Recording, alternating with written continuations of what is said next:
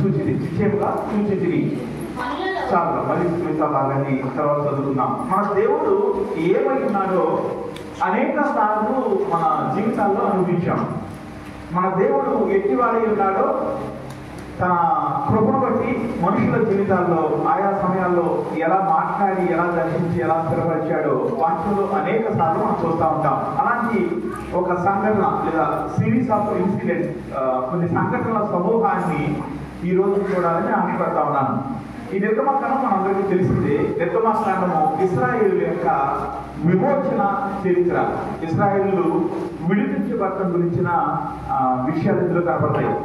ఈ 3వ అధ్యాయం 7వ వచనంలో దేవుడు తనే మాట్లాడితే ఏమంటాడంటే, నేను ఇశ్రాయేలు యొక్క ఏం చేశాడంట, బాధను నిశ్చయముగా సూచించింది. నిశ్చయం అంటే 100%, తప్పనిసరిగా వీడిపోకుండా మన భాషలో చెప్పాలంటే దేవుడు మన బాధను చూచే దేవుడై ఉన్నాడు.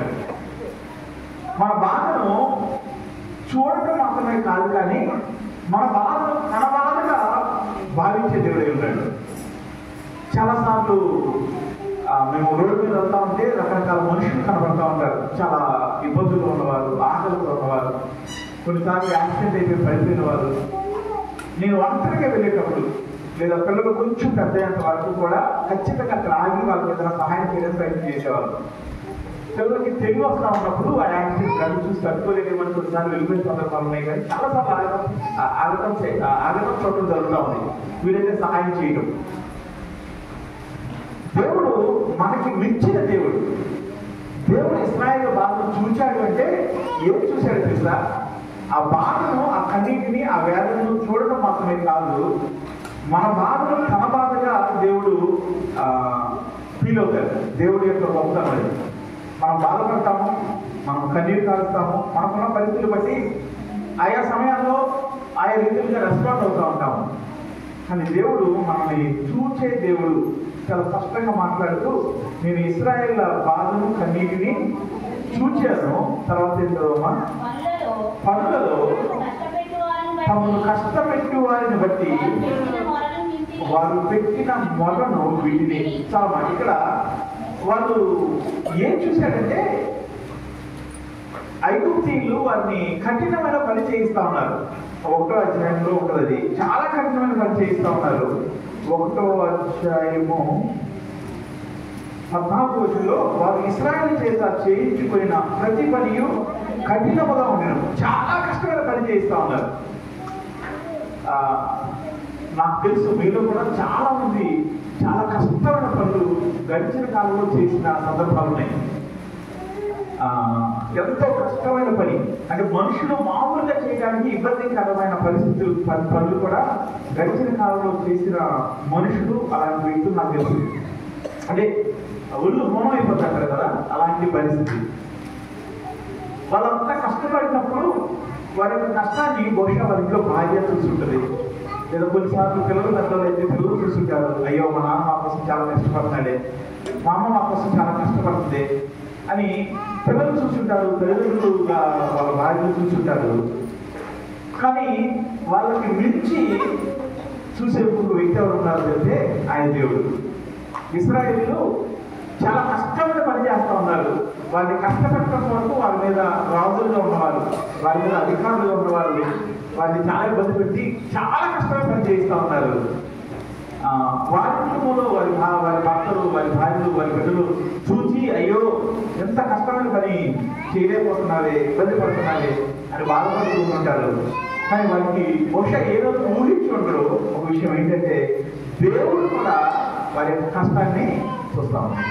మన దేవుడు ఎంత ప్రేమ కలిగిన దేవుడు తెలుసా? మనము దేవుడిని చాలా దూరంగా ఉంచుకుంటాం, చాలా దూరంగా ఊహిస్తూ ఉంటాం. కానీ దేవుడు ఎలాంటి దేవుడు అంటే మన కష్టాన్ని కూడా చూస్తాడు. ఎంత కష్టపడుతున్నాడు, అయ్యో చేయగలుగుతున్నాడు లేదా. నిజానికి కళ్ళెదురుగా కొంతమంది మనుషులు ఉన్నారు, వాళ్ళు వీరి చేత కష్టమైన పని చేయిస్తున్నారు. చేసే వాళ్ళకి, చేయించే వాళ్ళకి అర్థమవుతుంది, అరే వీడు చేయలేకపోతున్నాడు, ఎంత కష్టమైన పని, ఇంత కష్టమైన పని తట్టుకోలేకపోతున్నాడు, ఇంత కష్టమైన పని చేయడానికి కృంగిపోతా ఉన్నాడని అక్కడ దగ్గరుండి చేయించే వారికి అర్థమవుతుంది, చేయిస్తా ఉన్నాడు. కానీ నా సమయంలో ఎప్పుడు బాధపడలా. తన హృదయంలో ఎప్పుడు ఆలోచించాలి వాళ్ళ కోసం. ఆలోచించుంటే ఖచ్చితంగా ఆ పనిని తగ్గించేవాళ్ళు.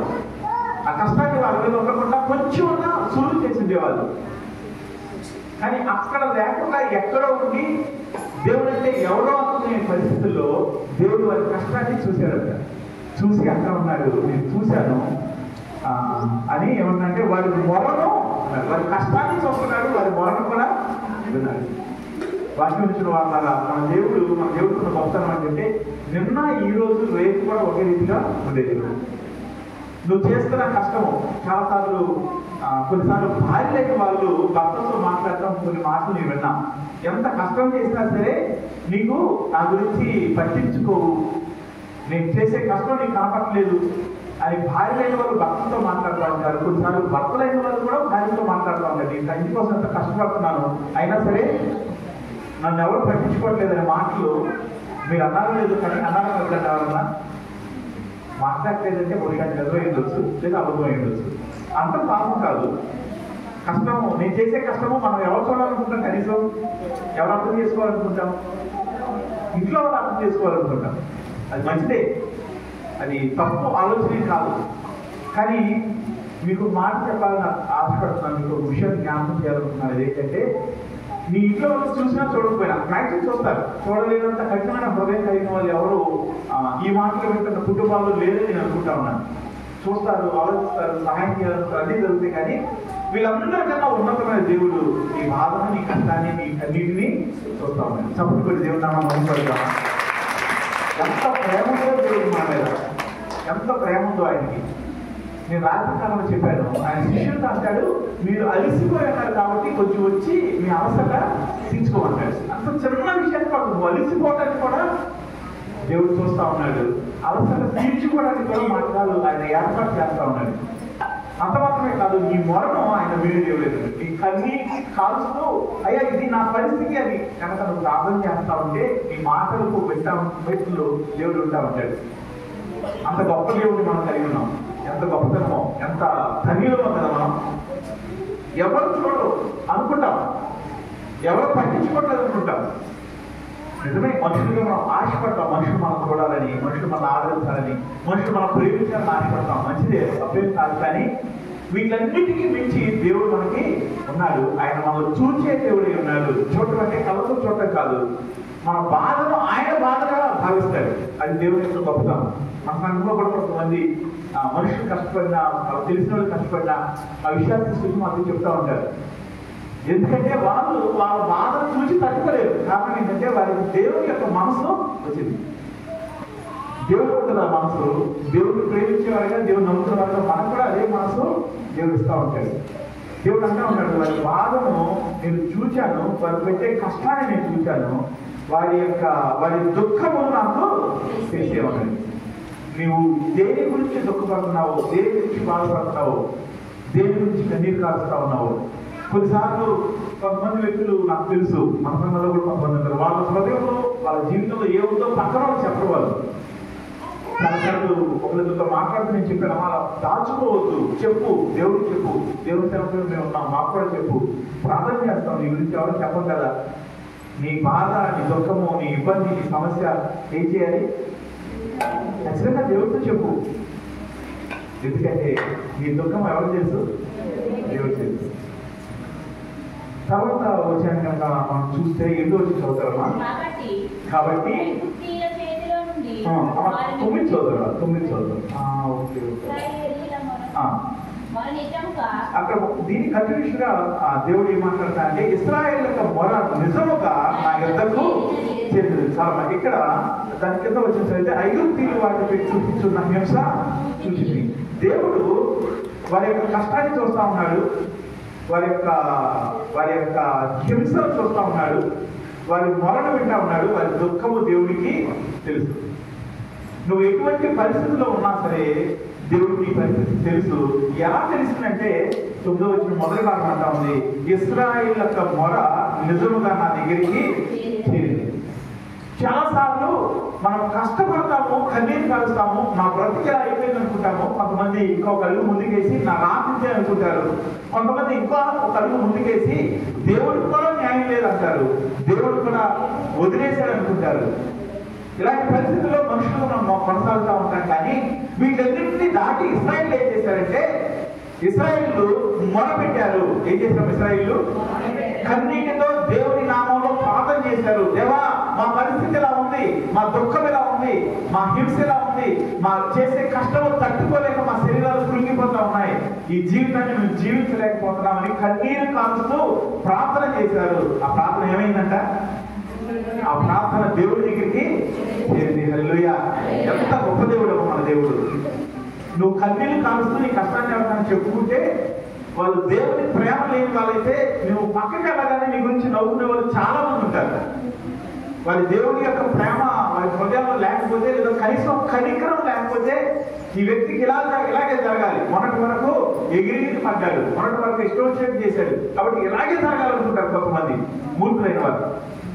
కానీ దేవుడి దగ్గర నువ్వు చేసిన ప్రార్థన, నువ్వు కార్చిన కన్నీటి బొట్టు ఎప్పుడు కూడా అర్థం కాదు. మీరు చాలా మంది దీన్ని అనుభవించారు, చాలా మంది ఇటువంటి అనుభవంలోకి వెళ్ళారు. మీరు కన్నీరు కార్చినప్పుడు నీ ప్రతి కన్నీటి బొట్టుకి దేవుడు జవాబు ఇచ్చాడు. ఇచ్చాడమ్మా దేవుడు? అనేక విషయాల్లో దేవుడు లేవనెత్తిన సందర్భాలు మనకు తెలుసు. మన కొరకు ప్రార్థన చేసుకున్నప్పుడు, మన పక్కన వారి కొరకు ప్రార్థన చేసినప్పుడు, మనకు తెలిసిన వారి కొరకు ప్రార్థన చేసినప్పుడు దేవుడు జవాబు కూడా మనం చూసాము. అటువంటి దేవుడు మనకి ఉన్నాడు. అందుకనే వాళ్ళు పెట్టిన ప్రార్థన, వాళ్ళు చేసిన కన్నీటి ప్రార్థన దేవుడు ద్వారాలు తెచ్చేలాగా చేసింది. వారు ఏ స్థలంలో ఉండైతే కన్నీరు కాలుస్తా ఉన్నారో, ఏ స్థలంలో అయితే ఉండి దుఃఖపడతా ఉన్నారో, ఏ స్థలంలో అయితే హింసలు పడతా ఉన్నారో, వారిని చూసిన దేవుడు ఏం చేశారు తెలుసా? బహుశా నేను అనుకుంటాను, వాళ్ళు ప్రార్థన, అయ్యా ఈ కష్టం చేయలేకపోతున్నావు, కొంచెం కష్టం తగ్గించు అని చెప్పుకుంటారు. బహుశా అయ్యా కష్టం చేయడానికి ఒక బలాన్ని అని ప్రార్థన చేస్తుంటారు. సాధారణంగా మనుషులు ఈ రెండు ప్రార్థనలు చేస్తారు. ఎందుకంటే నా జీవితంలో కూడా నేను అలాంటి ప్రార్థన చేశాను. కాబట్టి నేను బస్సు ట్రైన్ వెళ్తున్నప్పుడు సీట్ లేకపోతే, అయ్యా సీటు దొరకడానికి సహాయం చేయి, ఒకవేళ సీటు దొరకకపోతే నిలబడడానికి బలం వరకు ప్రార్థన చేసేవాడిని. ఈ రెండు ప్రార్థనలు చేస్తాం సహజంగా. కష్టం వచ్చినా, ఇబ్బంది వచ్చినా, మనం తట్టుకోలేని పరిస్థితి వచ్చినా, దేవా దీనిలో నుంచి నన్ను బయటికి తీసుకురా, దీన్ని తట్టుకోవడానికి నాకు శక్తి ఇవ్వని ప్రార్థన చేస్తాము. కానీ దేవుడు ఏం చేశాడు తెలుసా? దేవుడు ఏం చేశాడంటే, వీరి కొరకు ఒక ప్రత్యేకమైన దేశాన్ని వారికి వారసత్వం ఇచ్చాడు. ఆ దేశంలో వీరిని రాజుగా నిలబెట్టాడు. ఇక్కడ బానిసలుగా ఉన్నారు, ఇక్కడ పనివాళ్ళుగా ఉన్నారు, ఇక్కడ కష్టం చేస్తూ ఉన్నారు, ఇక్కడ హింసలు పడతా ఉన్నారు, ఇక్కడ దుఃఖపడతా ఉన్నారు, పనిలో కష్టాన్ని తట్టుకోలేకపోతా ఉన్నారు. వారిని చూసిన దేవుడు ఏమన్నాడు తెలుసా? వారికి ఒక శ్రేష్టమైన దేశాన్ని యెహోవాకు చెప్పాడు. అది ఎంతో వచ్చిన ఉంటుంది. వాక్యం గురించిన వాళ్ళ నీ జీవితంలో నువ్వు ఎటువంటి పరిస్థితిలో ఉన్నావో నాకు తెలియదు. మనుషుల యొక్క సామెతలో ఉంటుంది, ఒకటి మొక్కమూల నవ్వు ఉన్నా సరే హృదయంలో ఏముంటుందంట? చదివారా? హృదయంలో దుఃఖము ఉండి ఉండవచ్చును అనేది. మన మనుషులు మొక్కలు బాగుంటాయి, మన బట్టలు బాగుంటాయి, మన స్థితిగతులు బాగున్నట్టు అనిపిస్తాయి. కానీ మనుషుల హృదయాలు కొన్నిసార్లు లోపల కొన్ని రకాలైన దుఃఖాలు దాచుకుంటారు, కొన్ని రకాలైన కష్టాలు దాచుకుంటారు మనుషులు. నువ్వు మనుషులకు చెప్పనక్కర్లేదు, చెప్పకపోయినా పర్లేదు. దేవుడు సేవకులను మమ్మల్ని భావించి మనం చెప్తే మీ కూడా ప్రార్థన చేస్తాను, వేరే విషయం. కానీ నువ్వు ఖచ్చితంగా చెప్పాల్సి మనం వింటున్నారు ఎవరైనా. దేవుడి దగ్గర రహస్యాలు మనం మెయింటైన్ చేయాల్సిన అవసరం లేదు. మనం దేవుడికి చెప్పు, నీ నోరు తెరిచి, హృదయం తెరిచి, నీ ప్రతి చిన్న విషయాన్ని దేవుడి సన్నిధిలో గమనించు. దేవుడు నువ్వు ఊహించలేని మేలు చేస్తాడు. ఈ ప్రార్థన చేసి ఇశ్రాయేలు ఎప్పుడు ఊహించాలి, కష్టం తగ్గితే చాలనుకున్నారు.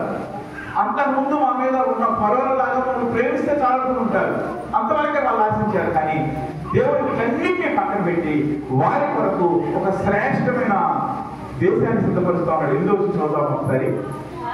కాబట్టి ఐగుప్తీయుల చేతిలో నుండి వారిని విడిపించుటకును ఆ దేశంలో నుండి విశాలమైన మంచి దేశమునకు, అంటే 1, 2, 3 లైన్లు తీసుకెళ్తారు కదా, యెబూసీయుల తర్వాత నివాస స్థలమైన అంటాడు. అంటే ఇక్కడ వరకు చదివిందని మనం చూస్తే దేవుడు ఏమంటా ఉన్నాడు? ఒక నిమిషాలు. దేవుడు ఏమంటా ఉన్నాడంటే, వారిని ఐగుప్తీయుల చేతిలో నుంచి వారిని విడిపిస్తాను అని చెప్తా ఉన్నాడు.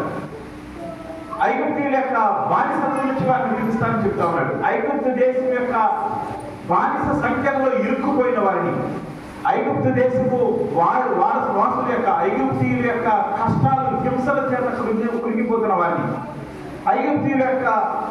ఐగుప్తు యొక్క కఠినమైన దాసత్వంలో మగ్గిపోతున్న వారిని నేను విడిపిస్తాను అని చెప్తా ఉన్నాడు.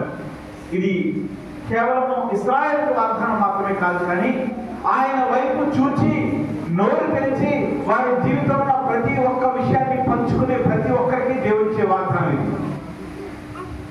ఆ వాగ్దానం ఏంటంటే ఆయన నామంలో ప్రార్థన చేసినప్పుడు, ఆయన నామంలో మొరపెట్టినప్పుడు, ఆయన నామంలో ప్రతి కష్టాన్ని, కన్నిటిని, సంతోషాన్ని, దుఃఖాన్ని పంచుకున్నప్పుడు, దేవుడి సన్నిధిలో చెప్పినప్పుడు దేవుడికి వారికి ఇచ్చే వాగ్దానం ఏంటి తెలుసా? నేను వాటన్నిటిలో నుంచి నిన్ను విడిపించబోతా ఉన్నాను. కళ్ళు చెప్తాం ఒకసారి. దేవుడు విడిపించే దేవుడే ఉన్నాడు, మన ప్రార్థనకు జయమిచ్చే దేవుడే ఉన్నాడు. వారిని ఐగుప్తీయుల దేశం నుంచి నేను విడిపిస్తాను అంటా ఉన్నాడు. కానీ దాని గురించి కూడా ఏం జరుగుతుందో తెలుసా? వారిని ఇంకొకటి చేస్తా ఉన్నాడు. ఏమంటాడంటే, ఆ దేశంలో నుండి విశాలమైన మంచి దేశమునకు, అనగా చదువు కింద చదువు, నివాస స్థానం అక్కడ చదువు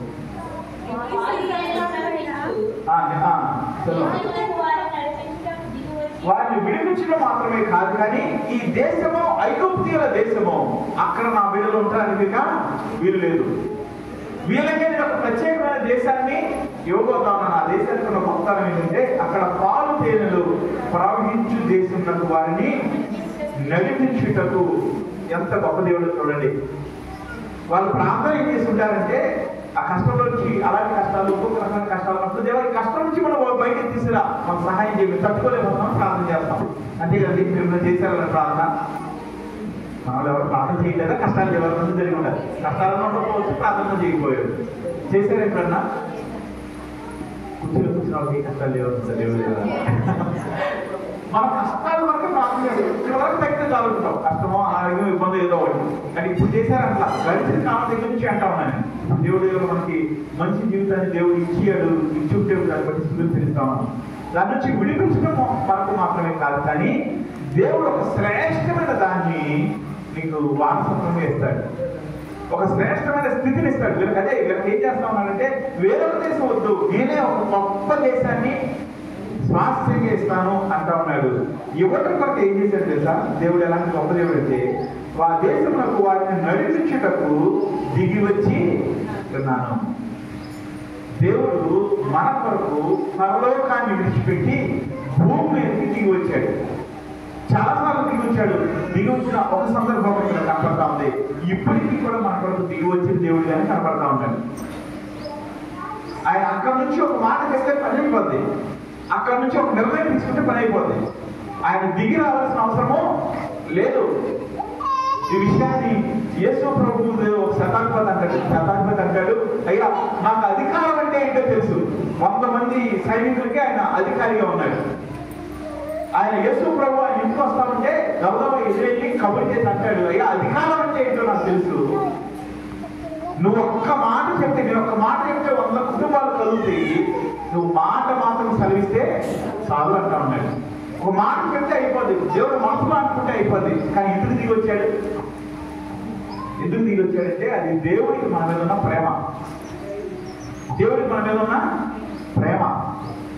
దేవుడి గురించి విన్న ఒక రాజు గారు, దేవుడి ప్రేమ గురించి విన్న ఒక రాజు గారు, ఆ దేవుడి ప్రేమ గురించి చెప్పిన ఆ వ్యక్తి అన్నాడంట, ఏమయ్యా మీ దేవుడు అంత గొప్ప దేవుడు అయితే ఎందుకయ్యా అంత పైనుంచి దిగి వచ్చి ఆయన చచ్చిపోవడం అంత అవసరం ఉంది? ఆయన దగ్గర 1,000,000 మంది దేవదూతలు ఉన్నారంటారు మీరు, ఆయన మాట సెలవిస్తే చాలా అంటున్నారు, మరి ఆయనే వచ్చి ఎందుకు చచ్చిపోయాడంటే, అయ్యా మీకు అర్థమవుతుంది అని చెప్పాడంట ఆయన. ఆ తర్వాత రోజు రాజుగారు తన కోట గోడ మీద పైన బాల్కనీలో నుంచి చూస్తా ఉన్నప్పుడు వాళ్ళ కొడుకు అక్కడున్న సరస్సులో పడిపోయాడంట. పడిపోయిన రాజుగారు చక్కగా కేకలు వేస్తూ పరిగెత్తుకుంటూ వచ్చి ఆ చెరువులో దొరికి ఆ కొడుకును బయటకు తీద్దామనుకునేటప్పటికి అది కొడుకు కాదు. మీకు తెలుసుంటుంది కదా ఎవరైనా, అది కొడుకు కాదు, కొడుకు గులాంటి బొమ్మ. అది మొదటిసారి ఎట్లా ఉన్నారా? చాలా మంచిది. కొడుకు బొమ్మ రాజుగారి చేతులు రాగానే రాజుగారు ఆశ్చర్యపోయాడు. ఏంటిది? నేను నా కొడుకు పడిపోవడం చూశాను, ఏంటి బొమ్మ అంటే, అప్పుడు తనకు దేవుడి గురించి చెప్పిన వ్యక్తి అక్కడ నిలబడినాడట, రాజా మీరు పిలిస్తే మీ కొరకు ప్రాణాలు అర్పించే సైనికులు సైన్యాధిపతులు ఎంతో మంది ఉన్నారు కదా, మీరే వచ్చి చెరువులో దిగారు. ఎందుకు దిగారు రాజుగారి చెరువులోకి? తన కొడుకు అంటే తనకంతా ప్రేమ. తన రక్తం పంచుకొని కొట్టిన కొడుకు. దేవుడు మనల్ని తన కొడుకులుగా కూతురుగా చూస్తా ఉన్నాడు. అందుకని ఆయన దిగి వచ్చాడు. ఇశ్రాయేలును విడిపించడానికి, ఫరో బానిసత్వం నుంచి విడిపించడానికి, ఐగుప్తు నుంచి విడిపించడానికి, అంత మాత్రమే కాదు, శ్రేష్టమైన ఒక దేశంలోనికి, పాలు తేనెలు ప్రవహించే దేశంలోని వారిని చేర్చడానికి, తీసుకెళ్ళడానికి, నడిపించడానికి వచ్చాడు. ఈరోజు మన దుఃఖాల్లో, కన్నీటిలో, మన పాపంలో, శాపంలో నశించిపోతున్న మన కొరకు యేసు ప్రభు భూమి మీద దిగి వచ్చాడు. యేసు ప్రభు మన కొరకు ఆ శిలువలో మరణించాడు. యేసు ప్రభు మనల్ని పరలోక రాజ్యంలోకి నడిపించడానికి, మనతో ఉండటానికి ఈ భూమి మీద దిగి వచ్చాడు. అది నిన్ను నన్ను దేవుడు ప్రేమిస్తున్న విధానం. ఈ ప్రేమకు ప్రతి మనం ఏమి ఇవ్వలేము. ఈ ప్రేమను పోగొట్టుకోకుండా ఉంటే చాలు. ఈ ప్రేమను దుఃఖంగా మార్చుకుంటే చాలు. అతి ప్రేమను బట్టి మనుషుల హృదయాలు నొచ్చుకోకుండా, దేవుడి హృదయాలు నొచ్చుకోకుండా జీవిస్తే చాలు. చుట్టూ ఉన్న మనుషుల హృదయాల్లో దేవుడి నామాన్ని అవమానకరంగా మార్చకుండా ఉంటే చాలు. ఇలా విడిపించబడిన ఈ వ్యక్తులు, ఇలా విమోచింపబడిన ఈ వ్యక్తులు వారి ప్రయాణాన్ని కొనసాగిస్తూ ఉన్నారు. ఎప్పుడైతే ఒక మనిషి దేవుడికి ప్రార్థన చేస్తాడో, ఎప్పుడైతే ఒక మనిషి దేవుడి నామంలో తన ప్రతి కష్టాన్ని చెప్పుకుంటాడో, కన్నీరు కాలుస్తాడో, దేవుడు దాన్ని చూచి ఓడుకుంటే దేవుడు కాదు, ఆయనే దిగి వచ్చి ఆ కష్టం నుంచి మనం లేవనెత్తాడు.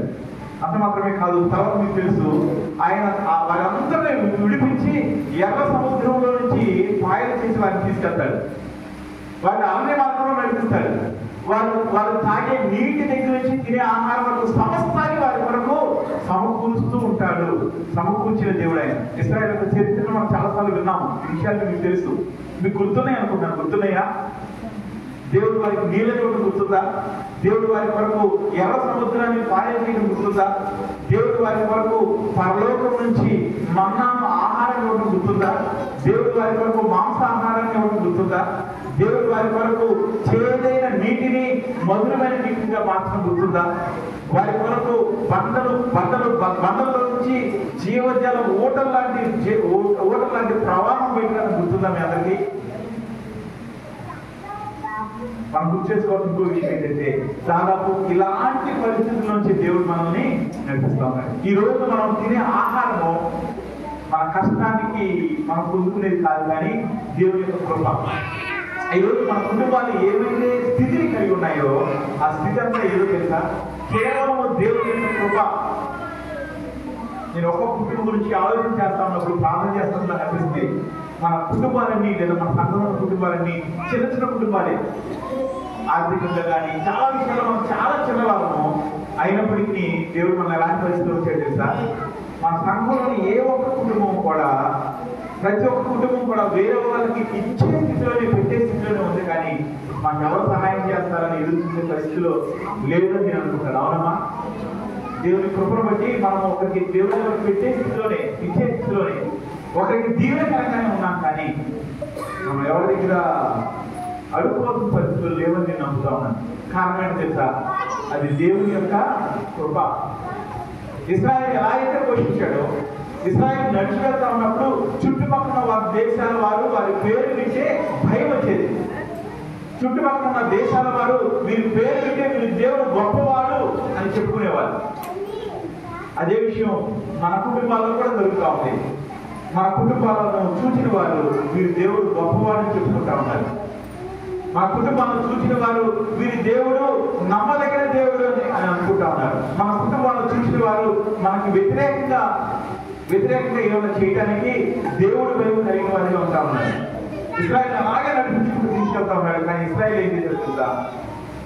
ఇశ్రాయేలు పక్షంగా దేవుడు కలిగిన చిత్తం ఏంటంటే, వారు పాలు తేనెల ప్రవహించే దేశంలోకి వారు వెళ్ళడం. ఇంకా ఇశ్రాయేలు పక్షంగా దేవుడు కలిగిన ఆలోచన, రెండు ఆలోచనలు. ఒకటి, ఐగుప్తు దేశం నుంచి బయటికి తీసుకురావడం.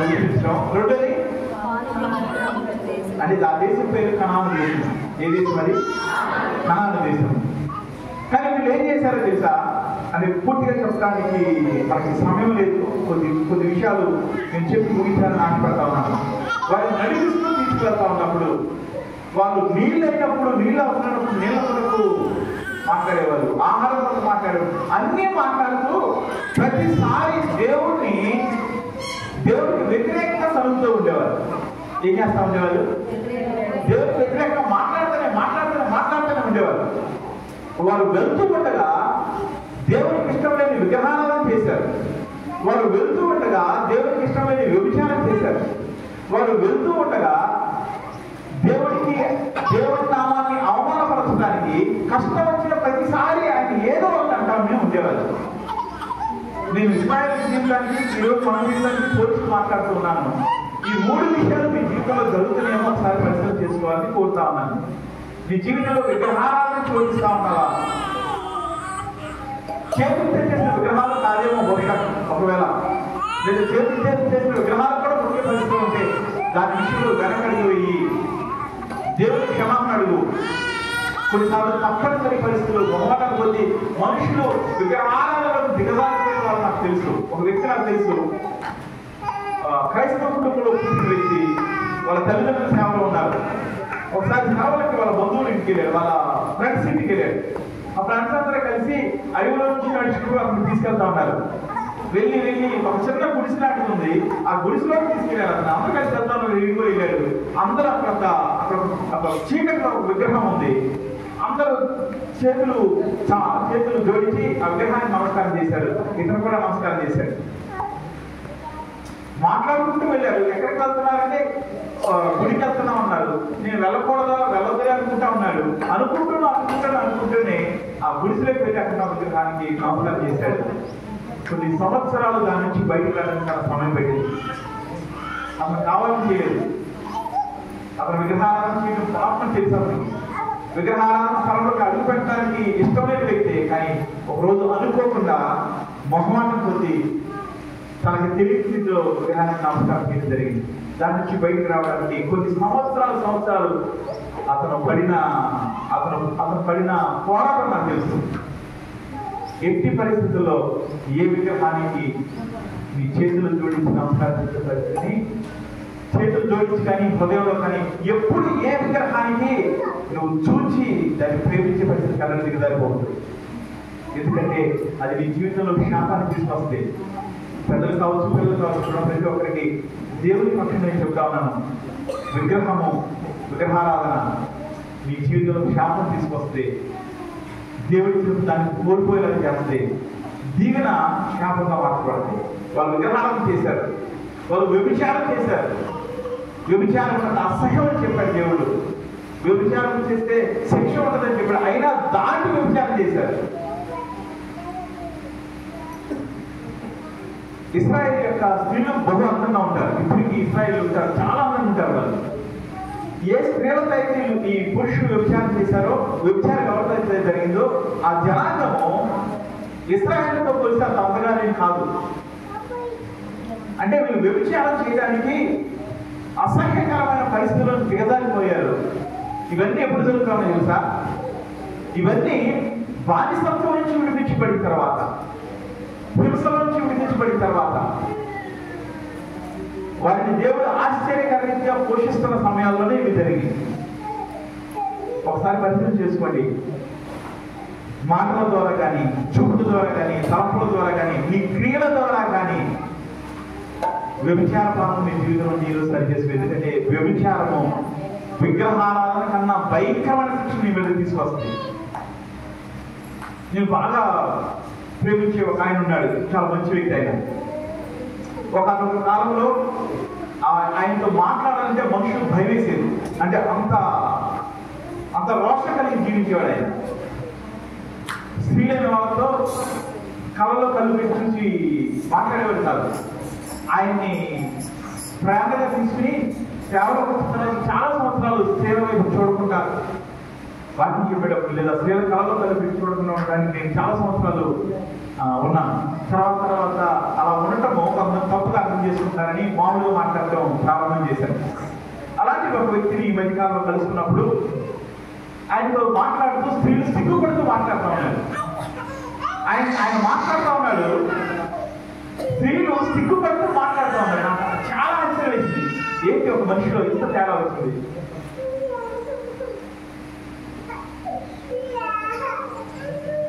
ఏం మాట్లాడతాడు ఆయన ఈ స్త్రీలు సిగ్గుపడటానికి? జాగ్రత్త. చిన్న విషయంలో నువ్వు చోటు దానికి సిద్ధపడితే అపవాది ఎక్కడ కనపడతావు తెలుసా? పనాలు నువ్వు వ్యభిచారం అనే పాపంలో మునిగి చేస్తూ కనపడతావు. సంసోను జరిగినది దావీదు విషయంలో జరిగింది కూడా అది. దావీదు ఒక్క క్షణం కళ్ళు మూసుకుని పక్కకెళ్ళిపోయి ఉంటే తన జీవితంలో ఎప్పటికీ మనం ఏదైతే చదివో తన జీవితంలో జరిగలేదు కాదు. ఒక క్షణం ఇది నాది కాదు అని అడుగు వెనకేస్తుంటే తన జీవితంలో వ్యభిచారం అనే భయంకరమైన పాపం జరిగలేదు కాదు. వాక్యం ఇచ్చిన వారా, నేను చాలాసార్లు చెప్పాను, మరొకసారి చెప్పాలని ఆశపడతా ఉన్నాను. నీ భర్త, నీ భార్య కాకుండా వేరొక వ్యక్తితో రహస్యంగా మాట్లాడటానికి ఎట్టి పరిస్థితుల్లో సిద్ధపడదు. ఎందుకంటే అది నీ మీదకి శిక్షణ తీసుకొస్తుంది, నీ మీద ఊరికి తీసుకొస్తుంది. నువ్వు మనస్సాక్షి లేని దానిగా, మనస్సాక్షి లేని వాడిగా పతనమైపోయే స్థితికి నువ్వు నీ జీవితాన్ని నాశనం చేసుకుంటావు. అసహ్యకరమైనది ఏది నీ కళ్ళ ముందు కనపడకుండా చూసుకో. చాలా మందికి అబ్బాయి ఎంత గొప్పలు తెలుసా? ఒకప్పుడు రోడ్డు మీద సినిమా వాల్ పోస్టర్ చూస్తేనే ప్రార్థన చేసుకుని దేవుడికి సరి చేసుకునే పరిస్థితి నుంచి ఇప్పుడు మన ఇంట్లో ఎక్కడుంటే అక్కడ సినిమా ఏదైనా పక్కన పెట్టేది. అసహ్యకరమైన దాన్ని చూడటానికి అబ్బాయి ద్వారా తెచ్చారు. ఎంతో మంది యవ్వనస్తులైన వారు, ఎంతో మంది మధ్య వయసు వారు, ఎంతో మంది ముసలి ప్రాయం వారు, అంటే చచ్చిపోవడానికి దగ్గరగా ఉన్న వాళ్ళు కూడా, చావు పడక మీద ఉన్న వాళ్ళు కూడా ఆ చెడ్డ చూడటానికి అలవాటు పడిపోయారు. వ్యభిచారం శక్తి అది.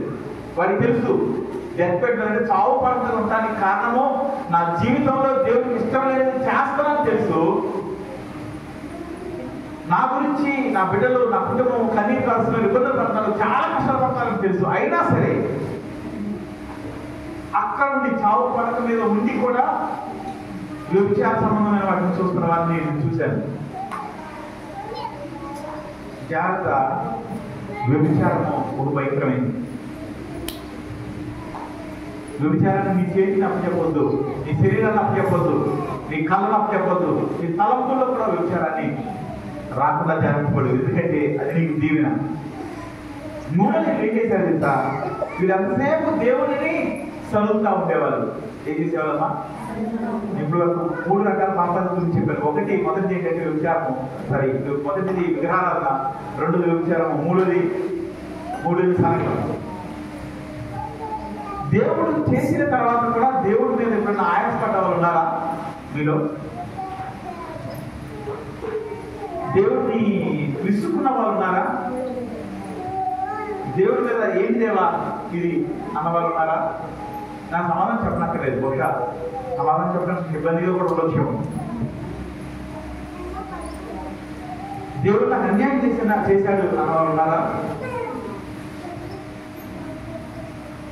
ఇశ్రాయేలు దేవుడు అన్యాయం చేశాడా, మీరు చేశాడా? నీకు మేము చేశాడా, అన్యాయం చేశాడా? అయినా సరే నీ చెప్పిన వాసు లేదన్న వాళ్ళంటే దేవుడిని పట్ల ఎలాంటి ప్రణాళిక కలిగి ఉన్నాడో ఆ ప్రణాళిక నీ జీవితంలో నెరవేరదు. వీళ్ళు ఇలాంటి వాళ్ళని తెలుసు, ఇలాంటి పరిస్థితులు దిగజారిపోయిన తెలుసు. అయినా సరే దేవుడు వారు నడిపించుకుంటూ వెళ్తాడు. ఒక సందర్భం వస్తుంది, సమయం అయిపోతుంది. రిఫరెన్స్ చెప్పాలంటే వారిని 33:12 అంటాడు, వదిలేశారు. ఆయన అంటాడు, నేను రాను, కానీ మీరెలా నేను ఆ దూత వస్తుంది, ఆ దూతను నువ్వు తీసుకెళ్తాడు, ఏ దేశం అయితే మీకు ఇస్తానో ఆ దేశాన్ని నేను పంపిస్తానంటాడు. కానీ అది కూడా నిలబెట్టుకోరు వాళ్ళు, దాన్ని పొందుకోవడానికి కూడా నిలబెట్టుకోలేదు, విశ్వాసం ఉంచరు. చివరిసారి వచ్చింది, వాళ్ళు కొద్ది దూరంలో కనాను దేశంలో అడుగు పెట్టకపోతా ఉన్నారు. ఆ దేశం నేను మీ కొరకు సిద్ధపరుస్తాను, నేను మీ కొరకు ఇస్తానని చెప్పినప్పుడు వాళ్ళు వేగులు వారిని పంపించి, ఆ వేగులు వారు చాలా బలమైన వాళ్ళు. వాళ్ళ ముందు మనం ఎలా కనపడుతున్నాం తెలుసా? మిడతల్లాగా కనపడుతున్నామని చెప్పారు. ఏ దేశం అయితే దేవుడు ఇశ్రాయేలుకి ఇవ్వాలనుకున్నారో ఆ దేశంలో ఉన్నవారు బహు ఆజానుబాహులు, బహు బలవంతులు. అక్కడున్న ఆహారం బహుశ్రేష్టమైనది, వారిని మనము గెలవలేము, వారి ప్రాకారాలు ఉన్నతమైనవి, వారి కళ్ళ ముందు మేము మిడతల్లాగా కనపడుతున్నామని చెప్పినప్పుడు అది నీకు ఇస్తానని చెప్పిన దేవుడు మాట కన్నా అక్కడ పరిస్థితులను చూసి వీరు వెనకడిగేశారు. అది విశ్వాసం లేకపోవడం. వారి జీవితంలో వారు చేసిన చిట్ట చివరి పాపం ఒకవేళ చెప్పండి, అంటే చిట్ట చివరి అంటే హై లెవెల్, అంతకన్నా పాపము దేవుడి పాపం తెప్పించకపోవడం లేదు, అది కూడా చేశారు వాళ్ళు. అదేంటంటే నమ్మకపోవడం. వాక్యం నుంచి వాళ్ళ నువ్వు దేవుడిని, దేవుడి ప్రేమను, దేవుడి శక్తిని నమ్మలేని పరిస్థితిలో మన జీవితంలో అనేక మంది ఉంటారు మన కుటుంబాల్లో. ఎందుకని నమ్మలేకపోతున్నారంటే వాళ్ళ కళ్ళ ముందు కలిగే పరిస్థితులు వాళ్ళ ఒకటి కలిగి ఉండొచ్చు, కానీ వాళ్ళు ఏం చూడాలో తెలుసా? కళ్ళ ముందు ఐగుప్తు బానిసత్వం ఉన్నప్పుడు వారితో యుద్ధం చేయకుండానే దేవుడు మమ్మల్ని విడిపించాడు. నీళ్లు లేని స్థలాల్లో, ఎడారి ప్రాంతంలో, అంటే మన బైబిల్లో అరణ్యం అని ఉంటుంది, ఇంగ్లీష్ డిజర్ట్ అని ఉంటుంది, అంటే నీళ్లు లేని ప్రదేశాలు. అరణ్యమే రాతి నేల ఉంటుంది కదా, మన కొండ దాన్ని ఏమంటారు, మన అరణ్యం దాన్ని ఏమంటారు, అది గట్టులో మన నీళ్లు దొరకడం కష్టం. అలాంటి ప్రాంతాల్లో దేవుడు నీళ్ళ ఓటలు ఇచ్చాడు. కొన్ని లక్షల మందికి సరిపోవాలంటే ఒక పెద్ద నది ప్రవహించాలి. అలాంటి నదుల ప్రవాహాన్ని ఇచ్చాడు, అది అనుభవించారు, అన్నీ అనుభవించారు వాళ్ళు. కానీ దేవుడు చెప్పిన మాటలు మాత్రం నమ్మలేదు. దానివల్ల ఏమైందో తెలుసా? వారి జీవితాల్లో, వారి జీవితంలో దేవుడు ఏదైతే వారి కొరకు ఏర్పాటు చేశాడో దానివల్ల గుర్తులేకపోయింది. వాక్యం ఇచ్చిన వాళ్ళ దేవుని యందు విశ్వాసం ఉంచండి, దేవుడు చేయగల విశ్వాసం ఉంచండి. నువ్వు రక్షణ పొందకపోతే, నేను రక్షణ పొందే సరిగ్గా ఉండలేదేమో అనుకోవద్దు. ఆయన చేయి పట్టుకో. ఆయన చేయి పట్టుకోవడానికి, ఆయన దృష్టిలో తగ్గించుకోవడానికి శ్రద్ధగా ఉన్నంతసేపు దేవుడు ఖచ్చితంగా ఒక ఉన్నతమైన వ్యక్తిగానే నేను కొనసాగిస్తాడు. నమ్మకపోవడాన్ని దేవుడు పెట్టుకోలేడు, విశ్వాసం ఉంచుకోవడాన్ని దేవుడు పెట్టుకోలేడు.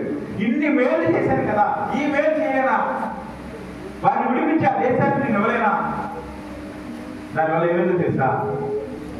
ఏ మాట అయితే ఇచ్చి వాళ్ళు బయటకు తీసుకొచ్చాడో, ఎక్కడికి తీసుకెళ్తానికి వారిని తీసుకొచ్చాడో అక్కడికి వాళ్ళు చేరుకోలేదు. మా జీవితాల్లో ఎవ్వరు అలాంటి పరిస్థితిలో ఉండకూడదని ఆశపడతా ఉన్నాను. దేవుడి చిత్తము మనలో ప్రతి ఒక్కరి పక్షంగా నెరవేర్చబడాలని ఆశపడుతున్నాను. అది జరగాలని మనం ఏం చేయాలి తెలుసా? విగ్రహాలను చేయొద్దు, వ్యభిచారాన్ని చూపివద్దు, దేవుడి మీద సనవద్దు. నాలుగోది పూర్తిగా ఆయన విశ్వాసం ఉంచు, పూర్తిగా ఆయన విశ్వాసం ఉంచు. కానీ ఇక్కడ గొప్ప ఆశ్చర్యకరమైన పరిస్థితి వస్తుంది. ఏం చేస్తా? వారి తర్వాత ఉన్న తరానికి దేవుడు కారణం దేశాన్ని ఇచ్చాడు. హల్లెలూయా. ఈ బిడ్డలందరూ ఆ తర్వాత ఈ అరణ్యంలో ఉన్న ఇశ్రాయేలీయులు పాత స్వభావం కలిగిన వారు. వారిని దేవుడు రక్షణ ప్రకటించాడు, వారికి బాప్తిజం ఇచ్చాడు, వారికి బలాలను అన్నింటిలో నుంచి తీసుకెళ్తున్నా సరే పాత స్వభావం నుంచి మార్చుకోవట్లేదు వాళ్ళు. ముగించే ముందు దాని గురించి ఒకసారి చెప్తాను, కానీ వారి బిడ్డల విషయం ఒక మాట చెప్పి మనం ముందుకెళ్దాం. వారి బిడ్డలో వారు యెహోషువ నుంచి మనం చదివినప్పుడు నాకు ఏమర్థమవుతుందో తెలుసా? పరిస్థితులు, భయంకరమైన పరిస్థితులు, అసాధ్యమైన పరిస్థితులు ఉన్నప్పటికీ వారు దేవుని మీద విశ్వాసం ఇస్తారు. వారు ముందుకు వెళ్తా ఉన్నప్పుడు ఏదో అన్న ఆటంకం అయితే మరలా వెనక్కి తిరిగి వచ్చి దేవుని నిబంధన మందసం దగ్గర వారి మొఖాలు నేల కానించి, దేవా మా వల్ల ఏం తప్పు జరిగింది, దేవా మాకు ఓటమి వచ్చింది, దేవా మా వల్ల ఏం తప్పు వచ్చింది జరిగిందేవా, నాకు కష్టం వచ్చింది అని ప్రార్థన చేసుకునే భక్తి పరులైన బిడ్డలు వారికి కలిగారు. కలిగి చూద్దాం ఒకసారి. ఎంత శ్రేష్టమైన బిడ్డలు వాళ్ళు చూస్తామో, శ్రేష్టమైన, ఉన్నతమైన, అత్యున్నతమైన భక్తి విలువలు కలిగిన బిడ్డలు వారికి కలిగి ఉన్నారు. ఇది మన కుటుంబంలో, మన సంఘంలో జరగాలని ఆశపడతా ఉన్నాను. కారణం ఏంటి తెలుసా? ఈ బిడ్డలు దేవుడిని చూస్తూ, దేవుడి కార్యాలు చూస్తూ ఎదిగారు. నీళ్లు లేవు, దేవుడు నీళ్ళు ఇచ్చాడు. ఆహారం లేదు, దేవుడు ఆహారం ఇచ్చాడు. ఎర్ర సముద్రం పాయలు చేయబట్టాలని చూశారు వారు. అదే అద్భుతం వారి తల్లిదండ్రులు కూడా చూస్తూ ఉన్నారు. అయినా సరే దేవుడి మీద అలుగుతూ ఉన్నారు, కోపడుతూ ఉన్నారు, అసూయ పడుతూ ఉన్నారు, తిరుగుబాటు చేస్తూ ఉన్నారు, దొరికితే వ్యభిచారం చేస్తూ ఉన్నారు. కానీ పిల్లలైన వారు మాత్రము వారి విశ్వాసాన్ని నింపుకుంటూ ముందుకు వెళ్తా ఉన్నారు. అందుకనే దేవుడు వారికి పాలు తీరు ప్రవేశించాడు. అక్కడ ప్రవేశించిన తర్వాత కూడా కొన్ని వందల సంవత్సరాలు వారు శ్రేష్టమైన విశ్వాసం కలిగిన బిడ్డల తరాల్ని తయారు చేయగలిగారు. ఈరోజు నా బిడ్డలు కూడా ఇలాంటి విశ్వాసం కలిగిన వారు ఉండాలి అన్న వాళ్ళు ఒకసారి చేస్తారా? చాలా సంతోషం, చాలా సంతోషం. జరగాలంటే ఏం చేయలేదు తెలుసా? వారు దేవుని వైపు చూడగలిగేలాగా మనం వారిని చేయగలగాలి. వారిని దేవునికి సహవాసం కలిగిన వారిగా వారిని కనెక్ట్ చేయగలగాలి. దేవుని మార్గంలో నడుచున్నట్టుగా దేవుని యొక్క క్రియలను వారికి వివరించాలి. ద్వితీయోపదేశకాండం 6:6లో మోషే ద్వారా ఇశ్రాయేలు అందరికీ ఒక మ్యాండేట్ ఇస్తాడు. ఇలా చేయాలని చెప్తాడు దేవుడు. వారి జీవితాల్లో వారికి వారు సరైన భక్తి జీవితంలో లేనప్పటికీ ఈ మాటను కొంతవరకు వారు నెరవేర్చేవారు. ఆ మాట ఇశ్రాయేలు విలువ అని కొనసాగి వారి బిడ్డల విషయంలో ఏం చేయాలి, బిడ్డల విషయంలో ఏం చేయాలో చెప్తా ఉంటుంది. ఆ వచ్చిన అంతా ప్యాసేజ్ అంతా అదే చెప్తా ఉంటుంది. నీ బిడ్డలు కనుక ఎంతటి భక్తి కలిగిన వారిగా ఉండాలంటే, భక్తి కలిగి ఉంటే మంచిది చేద్దా పడుతున్నా మంచిది కదా. భక్తి కలిగితే ఒక్క భక్తి ఉంటే చాలు, అన్ని సమకూడదు. ఉండాలంటే ఏం చేయాలంటే అక్కడ మాట్లాడుతుంటాడు. దేవుడు చేసిన కార్యాలు వారికి చెప్పాలి. వాళ్ళతో మాట్లాడేటప్పుడు ఇప్పుడుదాకా ఎంతవరకు చేసారో ఏం చేయలేదో నాకు తెలియదు, కానీ వారితో మాట్లాడేటప్పుడు దేవుడు ఏమైనాడో చెప్పాలి. దేవుడు మనం ఎలా నమ్ముకున్నాడో చెప్పాలి. ప్రార్థన చేస్తే ఏమవుతుందో చెప్పాలి. సంఘం ఏం చేస్తుందో చెప్పాలి. సేవకులు ఏం చేస్తారో చెప్పాలి. ప్రార్థన చేసినప్పుడు మనుషులు నిలబడినప్పుడు, మనుషులు దేవుడి కొరకు ఎదురు చూసినప్పుడు ఏ మేలు జరుగుతాయో మన జీవితంలో చెప్పాలి. చెప్పగలుగుతున్నామా? చెప్పి చూడండి, చాలా మార్పు వస్తుంది ఖచ్చితంగా. మీ పిల్లలు ఎంత పెద్దలైనా కావచ్చు. కొత్త అలవాటు చేయడం ప్రయత్నించేది. గతంలో ఉన్నవే ఇప్పుడు ఆ అలవాటు ఉండలేదు. వారిని చదువుకుంటున్నారా, ఎగ్జామ్ అయిపోతున్నారా, నాన్న అన్నట్టు అన్ని ఫోన్ చేసి ప్రార్థన చేయించుకో మంచిగా చెడదా మాట్లాడలా ఫోన్ చేసి ప్రార్థన చేయించుకో. లేదా కొంచెం టైం ఉంది కదా, ఎగ్జామ్కి వెళ్తాం కదా, చర్చిలోకి వెళ్ళి ప్రార్థన చేసుకో, 2 నిమిషాలు ప్రార్థన చేసుకో, మంచిగా చెడ్డదా. అలా వారి హృదయాలు సంఘము కొరకు లేదా దేవుని కొరకు, దేవుని సేవకులతో సంఘంతో వారి హృదయాలు కనవేయబడతా ఉంటాయి. ఇది ఈ మధ్య జరగట్లేదని నేను చాలాసార్లు అనుకుంటా ఉన్నాను. పిల్లలు స్కూల్కి వెళ్ళేటప్పుడు లేదా కాలేజీకి వెళ్ళేటప్పుడు ప్రార్థన చేసి పంపించడం మంచిగా చెడదా? ఎంతమంది చేయగలుగుతా ఉన్నారు? మరి వాళ్ళు వెళ్ళి అనవసరమే కాదు, వాళ్ళు దేవుడి మందిరంలోకి వచ్చి ప్రార్థన చేసినట్టు మంచిగా చెడదా? ఎంతమంది చేయగలుగుతా ఉన్నారు? మీరు వెంట పెట్టుకుని తీసుకొచ్చి చర్చిలో ప్రార్థన చేసుకుని, చర్చిలో వాళ్ళకి ప్రార్థన చేసుకునేలా చేసి, దేవుడి సేవకులుగా మాకు ఫోన్ చేసి ప్రార్థన చేయించడం మంచిగా చెడదా? స్కూల్కి వెళ్ళేటప్పుడు, సంవత్సరం వెళ్ళేటప్పుడు, కాలేజీకి వెళ్ళేటప్పుడు, ఎగ్జామ్ రాసేటప్పుడు మంచిగా చెడదా? మరి ప్రతి అడుగులో సంఘాన్ని కరెక్ట్ చేయడం ప్రయత్నం చేయండి. ఎందుకు చేయకపోతే నాకు తెలియట్లేదు.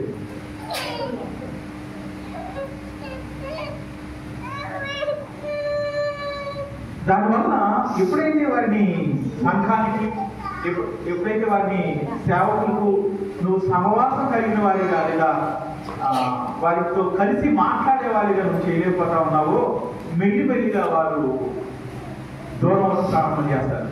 దేవుడి కుటుంబం చట్ట మార్గాల్లో వెళ్ళిపోతారని చెప్పను. దేవుడి కాపుతారు ఉండొచ్చు, ఎందుకంటే వారి కొరకు మనం ప్రార్థన చేస్తా ఉన్నాం కాబట్టి, వారి కొరకు వ్యక్తిగతంగా ప్రార్థన చేస్తా ఉన్నాం, సంఘంలో ప్రార్థన చేస్తాం కాబట్టి వారి పాపంలో శాతంలో వెళ్ళిపోకపోవచ్చేమో, కానీ దేవుడితో లేదా చర్చితో వారికి ఉన్న సంబంధం తగ్గుతూ ఉంటుంది.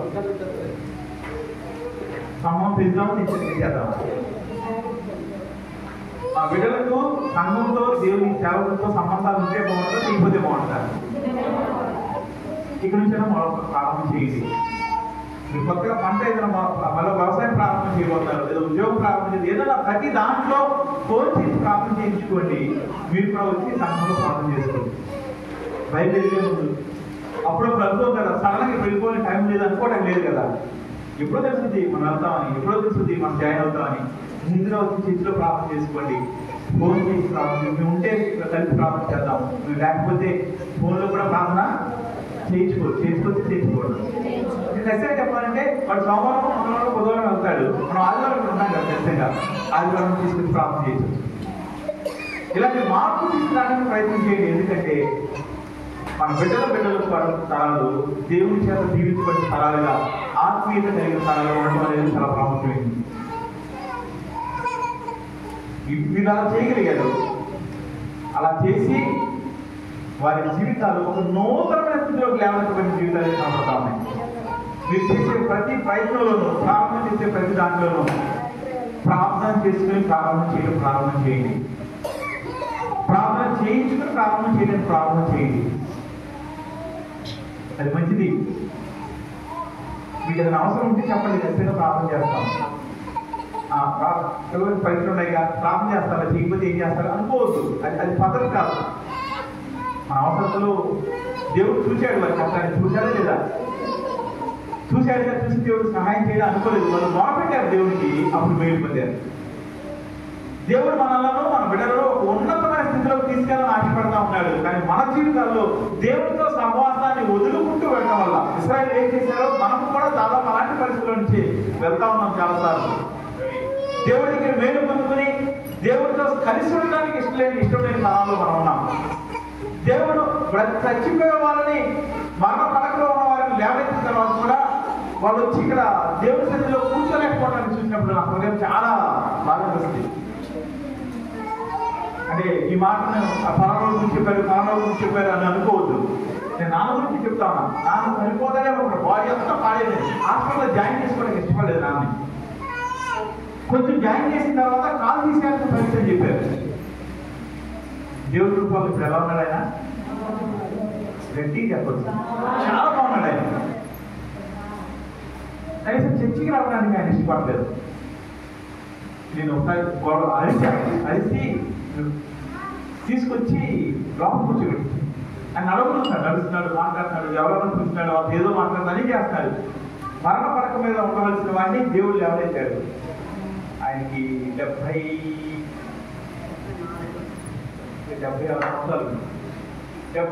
సంవత్సరంలో ఒక యవనస్తుని కన్నా మంచి ఆరోగ్యం ఇచ్చాడు దేవుడు. ఆయన జోజిగడికి ఇంటికి తక్కువ ఉంది, నాసుగడికి ఇంటికి తక్కువ ఉంది, మీలో కూడా చాలా మంది ఇంటికి తక్కువ ఉన్నాయి. కానీ ఆయన మంచి ఆరోగ్యం ఇచ్చాడు దేవుడు. ఏం చేయాలి?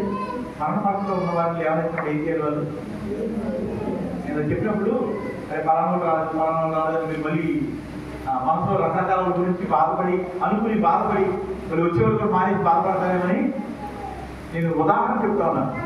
నాన్న చూసిన ప్రతిసారి నాకు చాలా బాగా అనిపిస్తుంది. నేను చెప్పారు, నేను కూర్చుంటే చాలు, అడుగులు కూడా తీసుకొచ్చి ఇక్కడ పెట్టారు. ఒకసారి పిల్లలు తీసుకొచ్చారు. అదే రోజు ముందే అంటారు మోసే కృష్ణారు అంటారు కదా, ఇద్దరు మోసుకొచ్చారు. అది దేవుడికి నమ్మకంగా ఉంటాం. దేవుడికి నమ్మకం ఉంటుంది. దేవుడు ప్రేమించడం అంటే అది అలా లేని పరిస్థితిలోకి వెళ్ళదు మనం. దేవుడు మనం విడిపించాడు, సహాయం చేశాడు. ప్రతి దేవుడి దగ్గర ఒక అరగంట గంట కూర్చొని ప్రార్థన చేసుకోండి. ఒక అరగంట గంట కూర్చొని ప్రార్థన చేసుకోండి. లేదు నువ్వు ఇంట్లో చేసుకుంటామంటే ఎక్కడ అక్కడ చేసుకోవడానికి కుదురుద్దా? కష్టమే అనుకుంటా నేనైతే. ఇక్కడ ప్రశాంతమైన వాతావరణం ఉంటుంది, ఎవరు ఉంటారు, నోరు తీసి ప్రార్థన చేసుకోవచ్చు. ఇంట్లో ప్రార్థన చేసుకోండి, తప్పట్లేదు. కానీ నేను ఇంట్లోనే ప్రార్థన చేసుకుని చర్చలోకి రావాలంటే అది ఏదో తేడా ఉంది, మన ఆలోచన తేడా ఉంది అనిపిస్తుంది. దేవుడి కొరకు నువ్వు చేయడానికి ప్రయత్నం చేయి. దేవుడి కొరకు, దేవుడికి చేసిన సహాయం కొరకు చిన్న వేరే దేవుడి దగ్గర పొందాన్ని నీకు అనిపించినా సరే దేవుడి సన్నిధిలో ప్రార్థన చేసుకో. నీ బిడ్డలను దేవుడి సన్నిధిలో ప్రకటించబడు. వారి విషయంలో ప్రతి చిన్న విషయంలో వారిని దేవుడి యొక్క మందిరానికి కనెక్ట్ చేయి. దేవుడి కొరకు కొంచెం వేరు చెప్పు. దేవుడి కొరకు దేవుడి సన్నిధిలో చేయగలిగిన పని చేయడానికి సిద్ధపడు.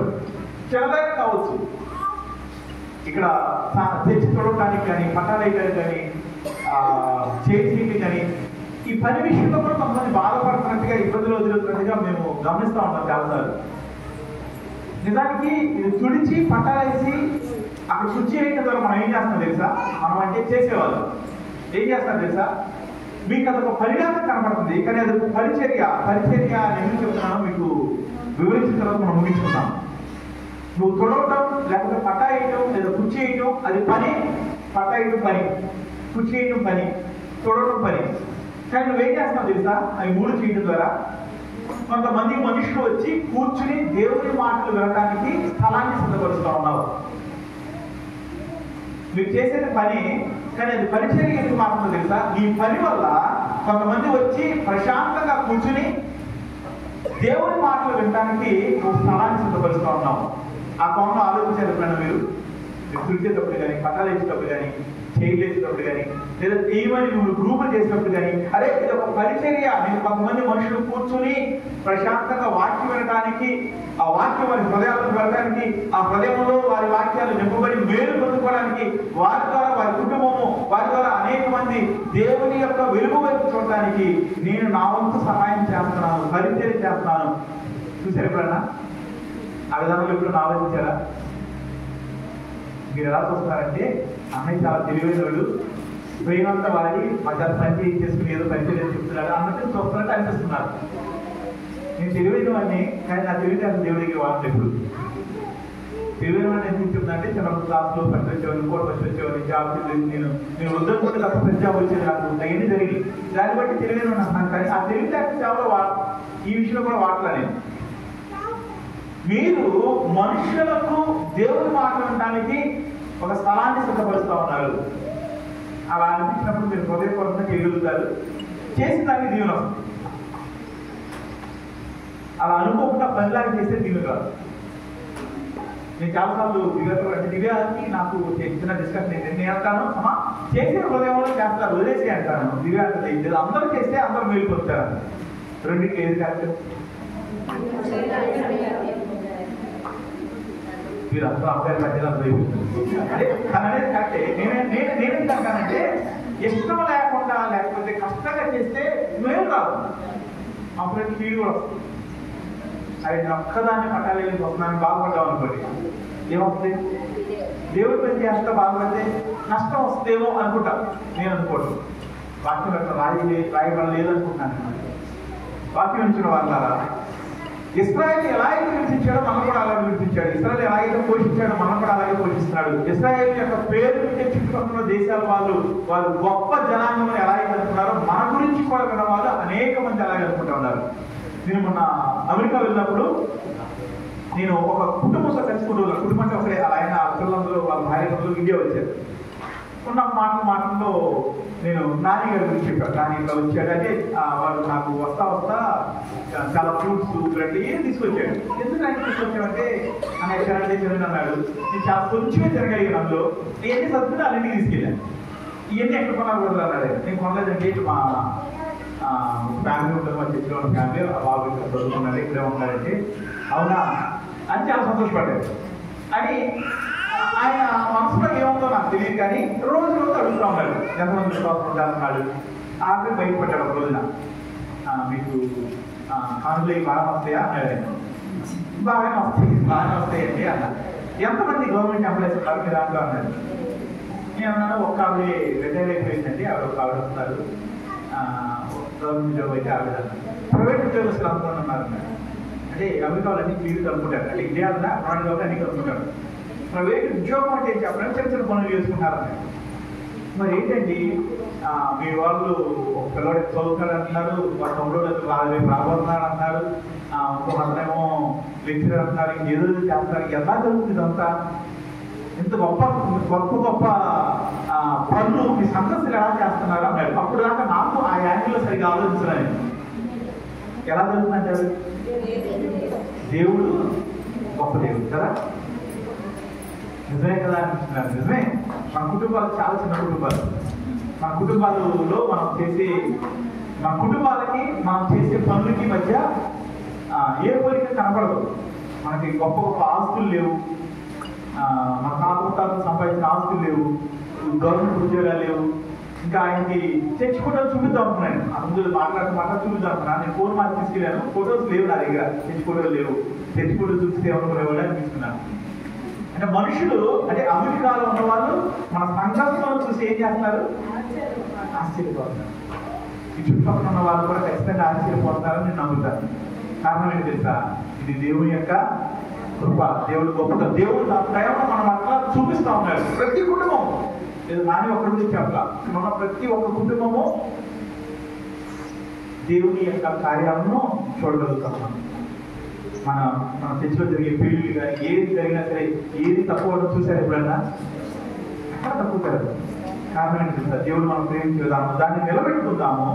ఆయన మన పట్ల కలిగి ఉన్న ప్రేమను ఒక ఆలోచన పొందుకోవాలంటే మనము దేవుని విషయంలో జాగ్రత్తగా ఉన్నాం. ఎటువంటి పాపానికి చోటు ఇవ్వద్దు.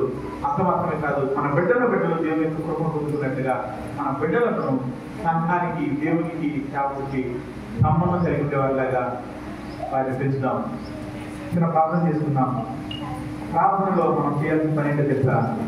దేవా, ఇశ్రాయేలీయులు